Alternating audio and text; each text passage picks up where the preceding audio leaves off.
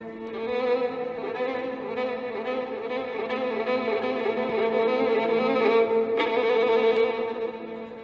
over this unhappy globe, there are heroic volunteers putting up a selfless battle on behalf of the wretched of the earth.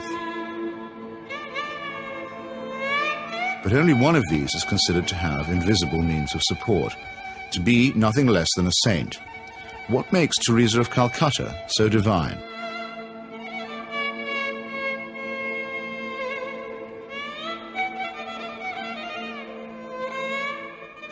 Long before Mother Teresa's helicopter touched down at about 11:20 this morning, the crowds were gathering here at Knock.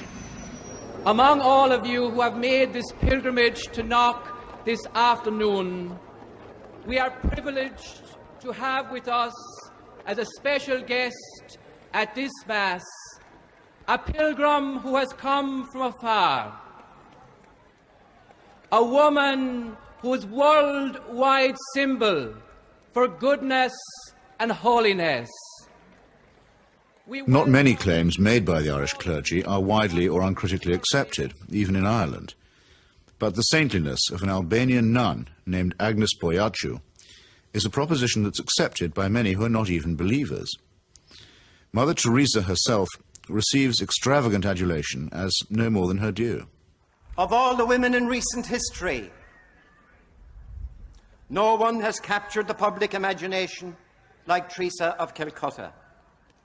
I'm not being facetious, and I'm certainly making no comparison when I say that no woman has made such an impact here since Our Lady herself appeared in 1879. So how did this auction of hyperbole and credulity get started? In that year of grace, 1969, the scrupulously neutral and objective British Broadcasting Corporation permitted that old fraud and mountebank Malcolm Muggeridge to pay a devotional visit to the Calcutta Shrine. When after I met you in London, really the only thing I wanted to do is to come and see you in your work here. Now I've seen it, and of course it's a shining light.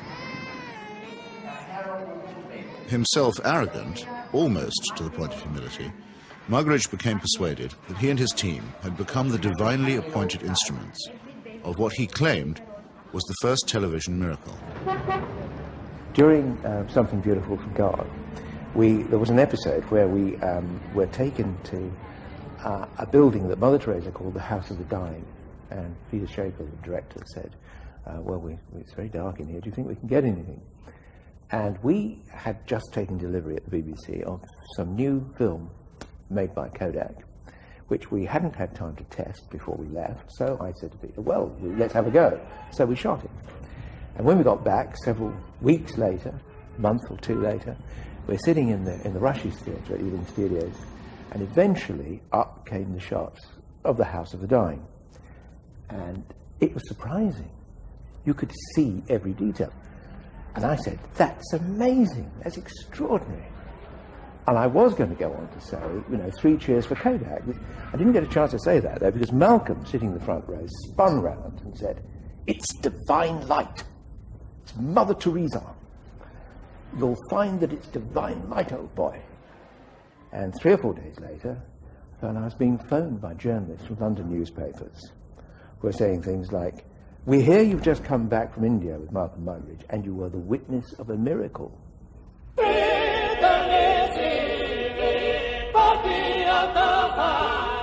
And a star was born.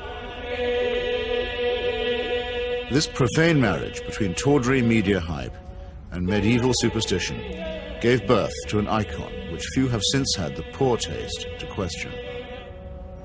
It's like you're actually seeing a living saint. Give a man a reputation as an early riser, said Mark Twain, and that man can sleep till noon. How does the reputation of Holy Mother Teresa look if, just for a moment, we switch off Malcolm Muggeridge's kindly light?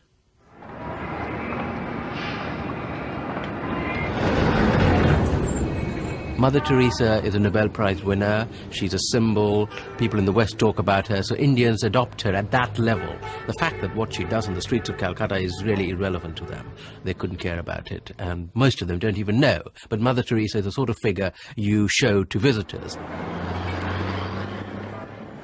Mother Teresa's flagship institution is her home for the dying, a hospice which purportedly sweetens the last moments of otherwise destitute lives. My initial impression was of all the photographs and footage I've ever seen of Belsen and places like that, because all the patients had shaved heads. There are no chairs anywhere, there are just these stretcher beds, and they're like First World War stretcher beds. There's no garden, no yard even, no nothing. And I thought, what is this? This is 2 rooms with 50 to 60 men in one, 50 to 60 women in another. They're dying. They're not being given a great deal of medical care. They're not being given painkillers really beyond aspirin and maybe, if you're lucky, some Brufen or something for the sort of pain that goes with terminal cancer and the things that they were dying of. And I thought, what's the point? Right from the very beginning, I wanted to serve the poor purely for the love of God, and to give them what the rich people get with money. I wanted to give to the poor for the love of God. They didn't have enough drips. The needles they used and reused over and over and over, and you would see some of the nuns rinsing needles under the cold water tap. And I asked one of them why she was doing it. And she said, well, to clean it. And I said, yes, but why are you not sterilizing it? Why are you not boiling water and sterilizing your needles? She says, there's no point. There's no time. Mother Teresa's cult of death and suffering depends for its effect on the most vulnerable and helpless, abandoned babies, say, or the terminally ill, who supply the occasions for charity and the raw material for demonstrations of compassion.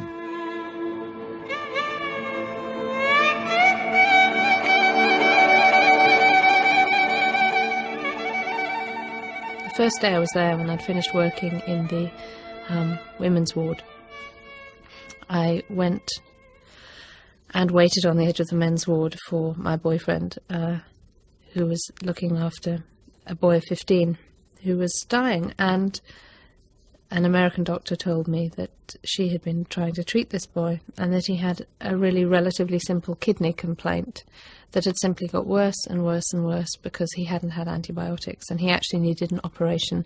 I don't recall what the problem was. She did tell me. And she was so angry, but also very resigned, which so many people become in that situation. She said, well, they won't take him to hospital. And I said, why? All you have to do is get a cab, take him to the nearest hospital, demand that he has treatment, get him an operation. She said, they don't do it. They won't do it. If they do it for one, they do it for everybody. And I thought, but this kid's 15.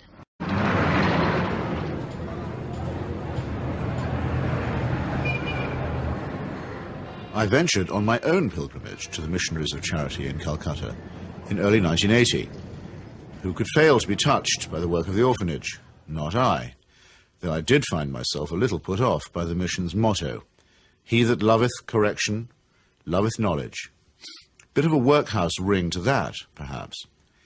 But it was Mother Teresa herself who completed the wreckage of the effect. As we stood by the tiny cots, she turned and said, this is how we fight abortion and contraception in Calcutta. Now, it might be argued that a campaign against family planning is low on the list of Calcutta's many pressing needs. But as a leading member of the Pope's fundamentalist tendency on matters of sex and procreation, Mother Teresa has made this single issue into her global crusade.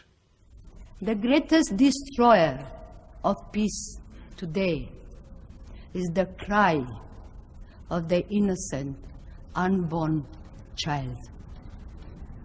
If a mother can murder her own child in her own womb, what is left for you and for me to kill each other? Tenderness about the unborn is an emotion that I share myself. But tenderness about the unborn also becomes an overtly political matter when it's preached by a presumable virgin who also campaigns against birth control. Let us promise Our Lady who loves Ireland so much that we will never allow in this country a single abortion.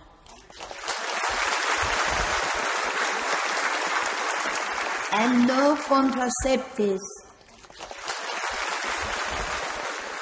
Mother Teresa has no politics, so she maintains, and so many people believe. But when she came to London in 1988, ostensibly as an advocate for the homeless, she bent the ear of the Iron Lady and sought to steer her to the support of a bill limiting abortion. The sponsors of that bill, who arranged the meeting, were in no doubt that her intervention was political. She's not a party political figure, but she's a political figure in the sense that, A, she is part of what may be called the Catholic agenda, the broader Christian right agenda, and the Catholic Church has been following what has generally been considered a hard-line approach under the present Pope. Now, she's part of that agenda, and that is fairly political agenda. I mean, you know, no abortion, opposition to birth control, ideas like that are fairly, you could say they would be contested in the political arena. And the second factor is that she is also part, if you like, of the Western agenda, where the West is still part of the third world. The rich world has a poor conscience. It wants, in fact it needs, to think that someone, somewhere, is doing something about the third world. And the Mother Teresa myth ministers to this desire. Here is a Western woman who has forsaken her life, albeit whatever life she might have had in Albania, you know, for sacrifice herself for the people of the third world. It makes the West feel better, you know. This is one of us again, once again rescuing the third world. Raising the roof. Yes, raising the roof. He's got his rations. Yes, he's got it, he's cleaning it. And then pecho shop. In the subliminal appeal that she generates, there is something of the mission to the heathen, something of the old colonial outpost, and something of Florence Nightingale. While in the silent and abject demeanour of her patients, there is something of the deserving poor. The great white hope in this iconography takes on the big black hole. And the rewards are by no means all in heaven.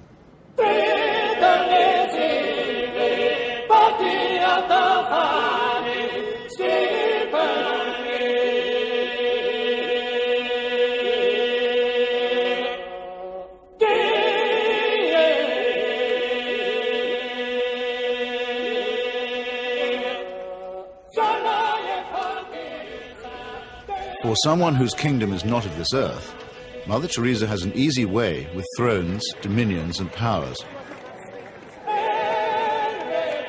Why do the rulers of this sinful and selfish world find her so awfully congenial? Is it because she returns the compliment? She may or may not comfort the afflicted, but she has certainly never been known to afflict the comfortable. Some people see her here, posing with Ron and Nancy. In the truest sense, citizens of the world. Mother Teresa is. The very hand that bestowed the Medal of Freedom on Mother Teresa armed and paid the death squads of Central America. Accepting the award, with her customary modesty, on behalf of all the world's poor, she croaked, "I never realized that you loved the people so tenderly." I must say, I hadn't noticed that either. Reagan's proxies murdered, among many others, 4 American nuns and the Catholic Archbishop of San Salvador at the very moment that he was celebrating Mass. But, visiting the slaughterhouse states of the region during that period, Mother Teresa found nothing untoward. Everything was peaceful in the parts of the country we visited, she claimed, after touring the killing fields of Guatemala, adding for good measure, "I do not get involved in that sort of politics."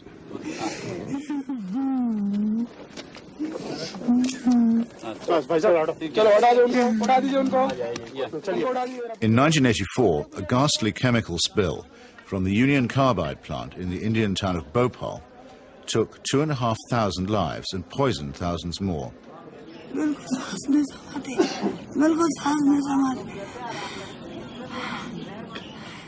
This was an act not of God, but of a negligent multinational corporation.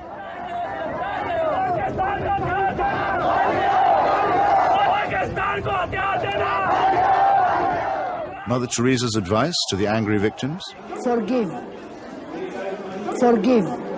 What Mother Teresa has done is she has accepted implicitly the idea that there's nothing much you can do for the poor except take them off the streets and, look after them. You cannot change their attitudes. You cannot make them feel that they have an ability, they may even have the means to improve and change their lives. She's not bothered with that agenda. She's only bothered with the agenda of trying to rescue their souls and make them a bit better before they go on to the eternal life, which is a very understandable, but in fact a very old-fashioned Christian idea. It is not a question of saying, how can we tackle the real problems of poverty?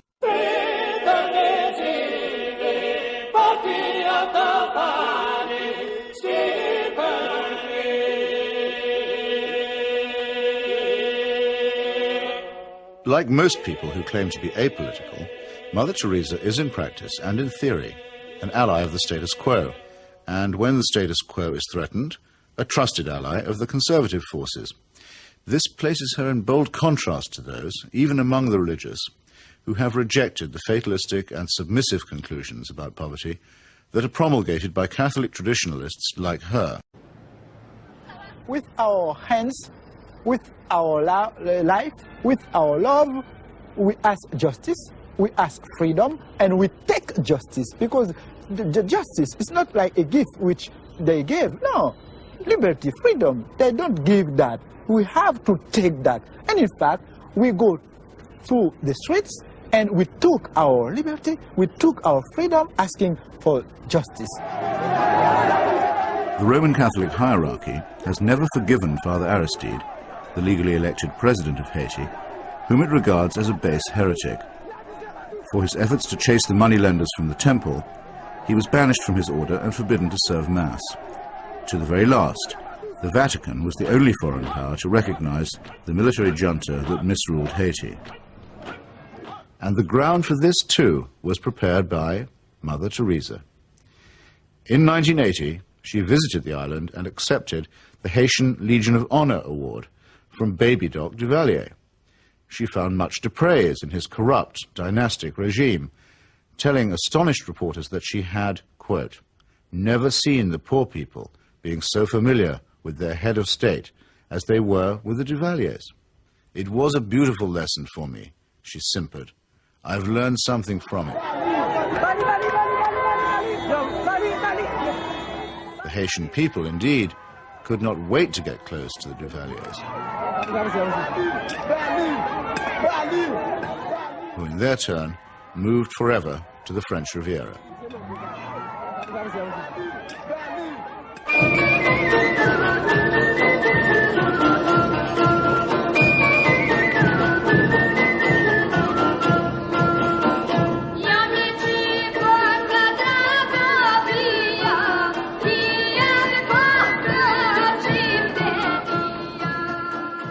Mother Teresa admires the strength of the powerful almost as highly as she recommends the resignation of the poor.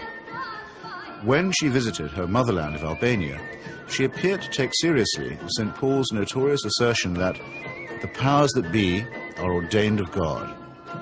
The Albanian authorities had proclaimed the world's first officially atheist state. They had persecuted all forms of worship except that of their leader, Enver Hoxha. No whit abashed, Mother Teresa laid a bouquet on Hoxha's tomb. Not content with honoring a Stalinist murderer and despot, she also bestowed a wreath on the monument of Greater Albania, a cause that was once smiled upon by Pope Pius IX and his friend, Benito Mussolini.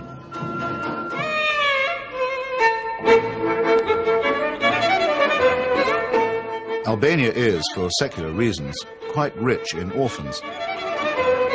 So there was ample scope for an orphanage specialist to praise the institutions of the regime while keeping silent about its victims.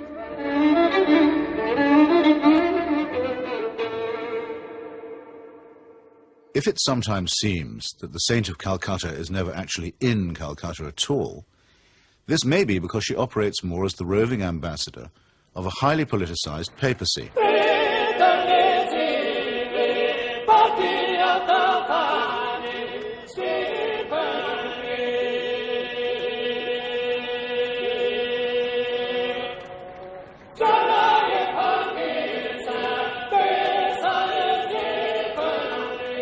Vatican foreign policy has taken her from the shores of Lebanon, where the Roman Catholic militia perpetrated the mass murder at the Sabra and Shatila camps, to Nicaragua, where the Cardinal was the patron of the Contras, to Armenia, where she helped Mother Church gain a foothold in the Soviet Union. In return, the present Pope is known to have placed her on the fast track for canonization.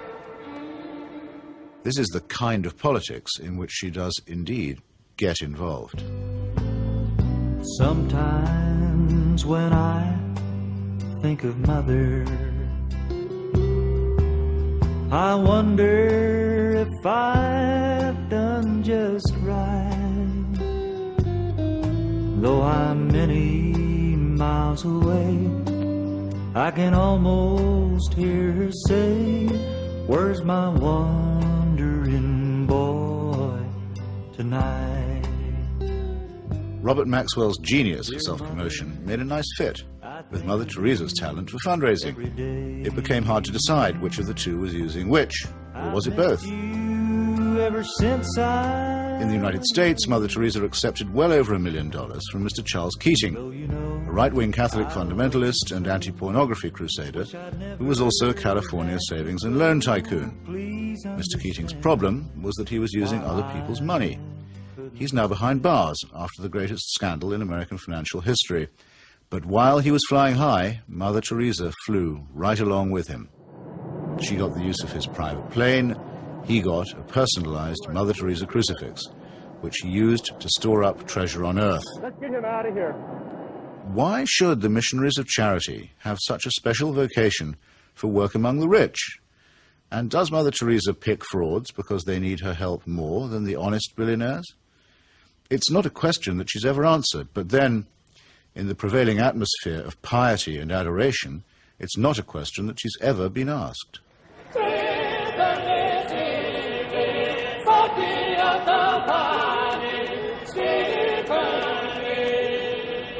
The Teresa cult is now a missionary multinational, with annual turnover in the tens of millions. If concentrated in Calcutta, that could certainly support a large hospital, and perhaps even make a noticeable difference.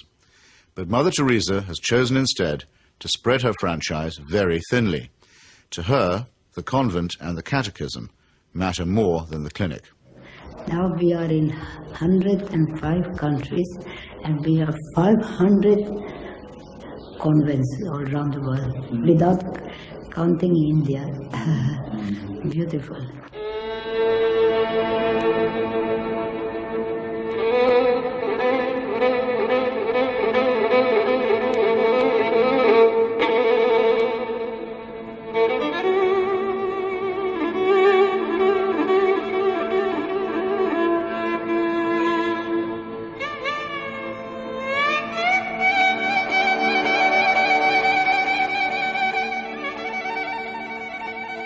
Modesty, simplicity, humility. By these canonical keywords, we are taught that we may recognize saints. Yet Mother Teresa regards herself as mandated by heaven, which is hardly modest. She lends spiritual solace to dictators and to wealthy exploiters, which is scarcely the essence of simplicity.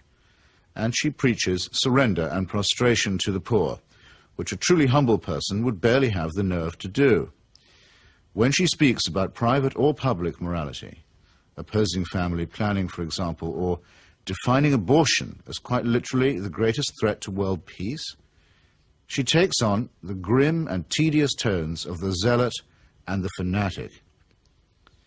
In a godless and cynical age, it may be inevitable that people will seek to praise the self-effacing, the altruistic, and the pure in heart. But only a complete collapse of our critical faculties can explain the illusion that such a person is manifested in the shape of a demagogue, an obscurantist, and a servant of earthly powers.